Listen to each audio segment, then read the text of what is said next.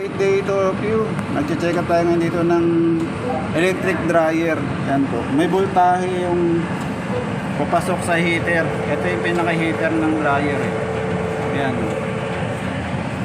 Meron siyang 220 volts pero hindi siya umiinit. Hindi siya nagbabaga yung electric natin. And ito yung pinaka-thermal fuse. Yan yung pinaka-blower thermostat. Ito yung pinaka-exhaust, wala siyang init. Yan. Kahit nakaset siya sa high, nakaset na siya sa high. Naka wrinkle shield on at naka-start na. Yan, US electric dryer, not heating. Bakit siya hindi umiinit? Yan, ayan yung pinaka-model niya. Yan yung pinaka-model. Yan, walang init. So sira yung pinaka-electric niya. Yan, maraming salamat sa lahat ng nanood. Please like and share. Thank you very much.